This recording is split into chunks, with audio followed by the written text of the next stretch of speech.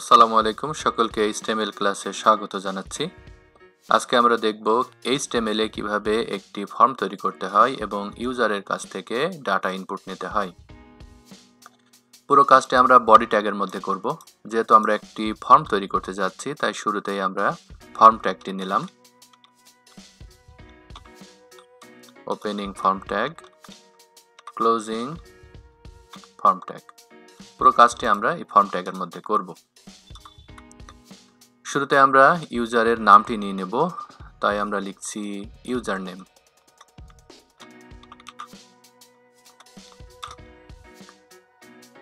User নেমের কতগুলো attribute আমরা ব্যবহার করব। একটি মানুষের নাম অবশ্যই টেক্সটে হবে, তাই আমরা শুরুতেই যে অ্যাট্রিবিউটটি ব্যবহার করব সেটি হলো টেক্সট অ্যাট্রিবিউট। ইউজার তো নাম দিল, এই নামটা আমরা পরবর্তীতে কিভাবে অ্যাক্সেস করতে চাই। আমরা চাই এই নামটি আমরা ইউজার নামে অ্যাক্সেস করতে, তাই এবারে আমরা নেম অ্যাট্রিবিউটে ইউজার লিখে দেব।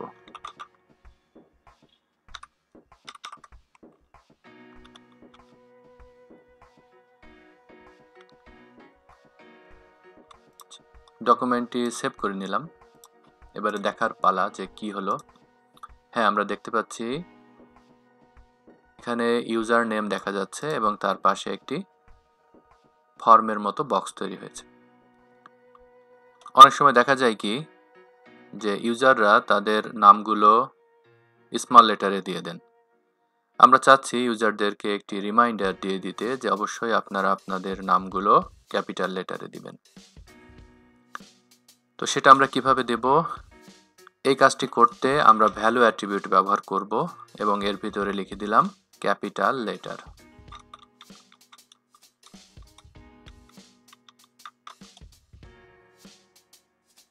সেভ করে নিচ্ছি, দেখা যাক কি হয়। এখানে ইউজারকে স্মরণ করে দেওয়া হচ্ছে যে অবশ্যই নামটি ক্যাপিটাল লেটারে দিবেন। আমরা যদি ইউজার নেমকে একটু বোল্ড করে দিই তাহলে বোধহয় একটু সুন্দর হবে, তাই এখানে আমরা বোল্ড ট্যাগ ব্যবহার করব। সেভ করে নিচ্ছি, দেখা যাক কি হয়। হ্যাঁ, এটা আর একটু সুন্দর দেখাচ্ছে। এবারে আমরা ইউজারের কাছ থেকে একটি পাসওয়ার্ড নেব, তাই লিখছি পাসওয়ার্ড এবং তার কতগুলো অ্যাট্রিবিউট আমরা ব্যবহার করব। পাসওয়ার্ড কেমন হয়? পাসওয়ার্ড অবশ্যই টেক্সট ফরম্যাটে হবে, তাই আমরা এখানে লিখলাম টেক্সট।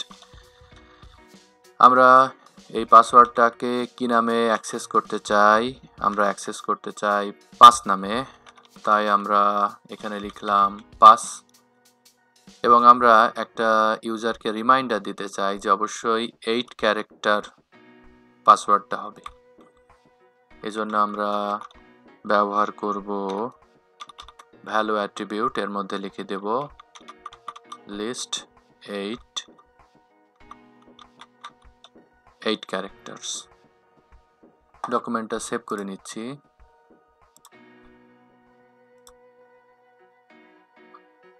জিনিসটা সুন্দর হলো না, ইউজারের পাশে পাসওয়ার্ড চলে এসছে।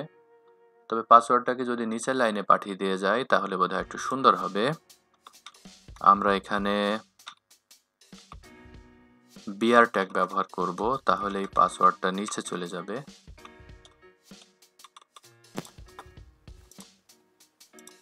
হ্যাঁ, এবারে সুন্দর হচ্ছে। পাসওয়ার্ড শব্দটিকে বোল্ড করলে আরেকটু সুন্দর লাগবে,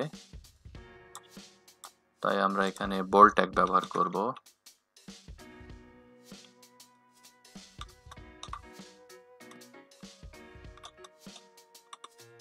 সেভ করে নিচ্ছি। হ্যাঁ, পাসওয়ার্ডটা বোল্ড দেখাচ্ছে, ইউজারটা বোল্ড দেখাচ্ছে এবং এখানে রিমাইন্ডার দেওয়া আছে। আচ্ছা, এবারে আমরা চাচ্ছি যে এই ইউজার এবং এই পাসওয়ার্ড ব্যবহার করে রেজিস্ট্রেশন করা হোক। এই কাজটি করার জন্য এখানে আমরা লিখব ইনপুট। এবারে কিন্তু ইনপুট টাইপ টেক্সট দিলে হবে না, আমরা চাচ্ছি ইউজার নেম এবং পাসওয়ার্ড সাবমিট করে রেজিস্ট্রেশন করা হোক, তাই এই টাইপটা হবে কিন্তু সাবমিট।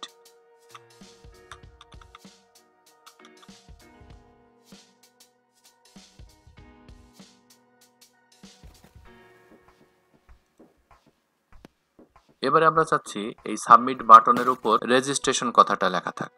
এই কাজটি করার জন্য আমাদের ভ্যালু অ্যাট্রিবিউট ব্যবহার করতে হবে।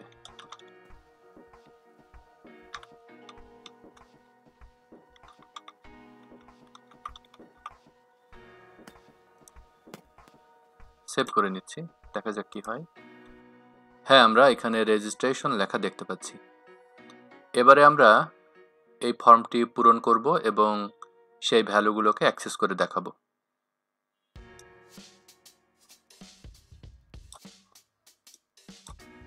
ধরে নিচ্ছি একজন ইউজার তার নাম হিসাবে দিয়েছেন রাতুল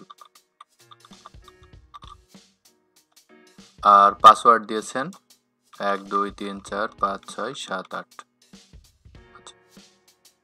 এই ইনপুট দেওয়ার পর তিনি রেজিস্ট্রেশন করলেন, রেজিস্ট্রেশন হয়ে গেল। এবারে উপরে খেয়াল করলে দেখা যাবে যে ইউজার হিসাবে সে নিয়েছে রাতুল নামটি আর পাস নামে নিয়েছে 1 2 3 4 5 6 7 8।